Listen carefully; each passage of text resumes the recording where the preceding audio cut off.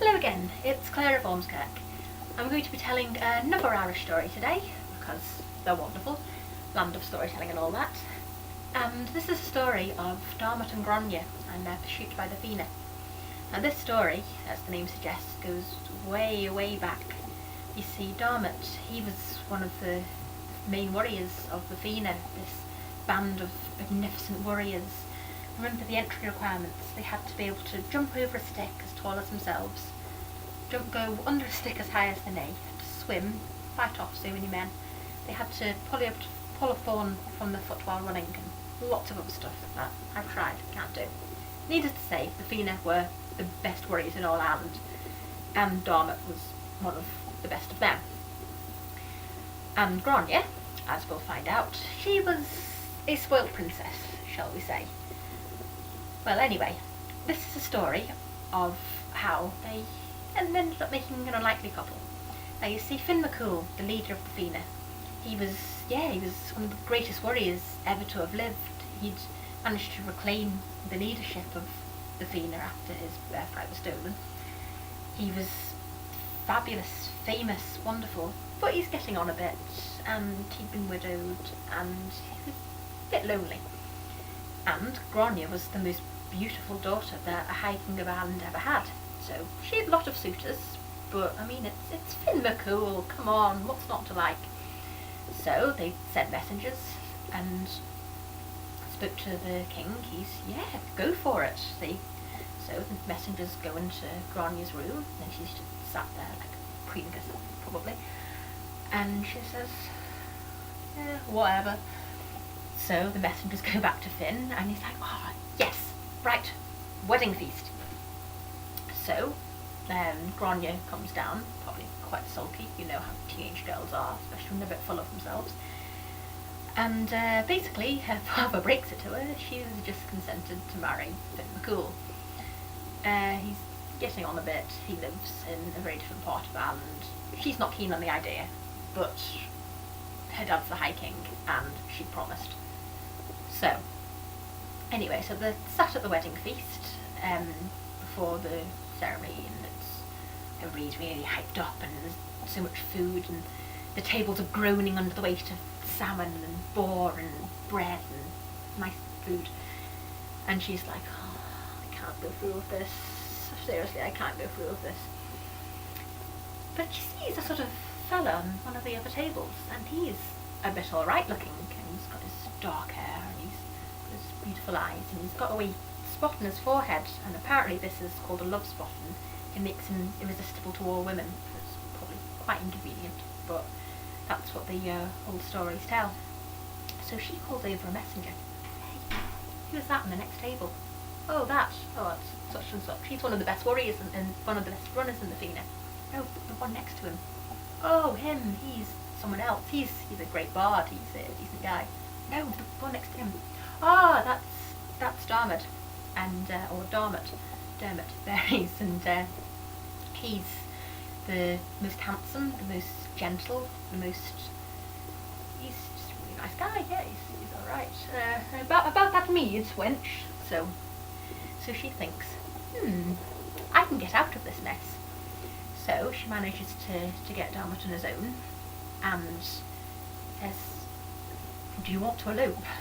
Well, she probably phrases it a bit more sentimental on that. But, no, you're meant to be getting married to my boss. I can't do that. So, no, you're eloping with me. And she puts him under a guise. And he had some sort of promise put on him that if a woman really insisted and put a guise, like a promise you put on someone, he had no choice. How are we going to get over the wall? Like, you're a warrior of the Fianna, just jump over the blooming thing.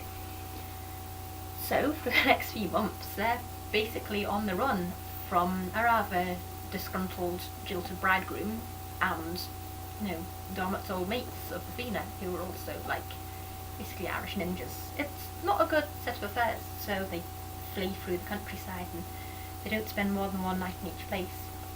Even to this day, there's a lot of places that still have the name Dairmuid and Grainne's bed, or Dairmuid and Grainne's this, that, the other, because a lot of Irish place names do stem from variation stories of that landscape.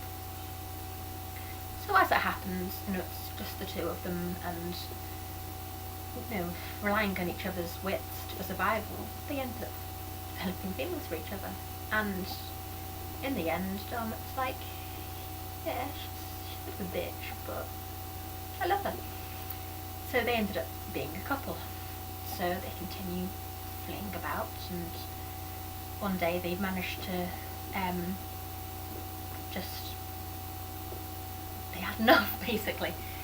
So they sent messengers to the Fianna and say, look, is there any way we can make amends? Is there any way we can come to terms? I mean, I'd rather like to keep Grainne, but you're my old boss. I miss, like, basically sitting down by a fireside and having a meal cooked for me every evening.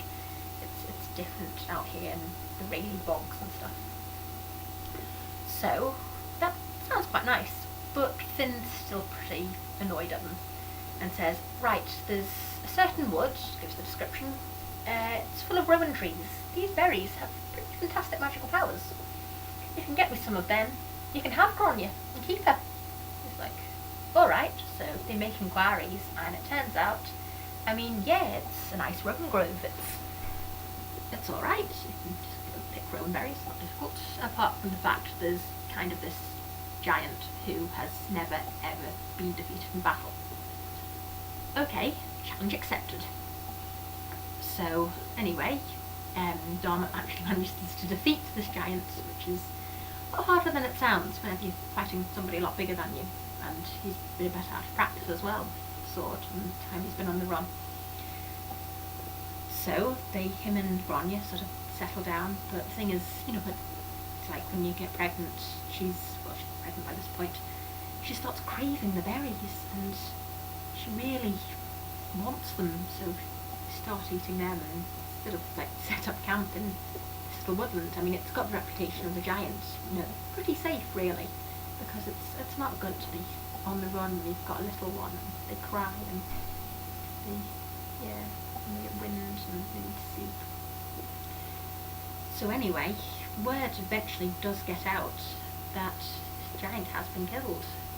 Well, rumour spreads. So Finn and some of his warriors go to this wood, and Grainne manages to see them coming, so they like scoot up a tree, one of the bigger ones. Roads are too small to climb. So the king sort of sets out his picnic, and he has his hunting dogs next to him, and they sit down and start to play a game of chess. Now, Dairmuid had been really, really good at chess. He was one of the key players back at Finn's Hall. So the king sort of sat staring at it, and then a berry drops on a certain piece. Ah, yeah, moves it. So he's staring, and it's the next move. The same thing happens. And you think, okay, not questioning these berries, and he ends up winning the game. So they look up, and it's Dairmuid and Grainne looking quite happy together, like a young couple in love. And then Finn realises he's been pretty selfish, really, to be quite honest. I mean, it's a bit unfair on Grainne, and it's a bit unfair on Dairmuid, and it's been so long, and he's missed him, and his chess, and his laughing by the fireside, and old times. So they do eventually make it up, and they all live happily ever after, which doesn't happen that often in Irish mythology. So this is one of the versions I've heard. There's lots and lots of other versions of Dairmuid and Grainne, because you know what it's like, the bards wandering around and embellishing and embroidering. But this is one of the stories, and I hope you enjoyed it. Pause.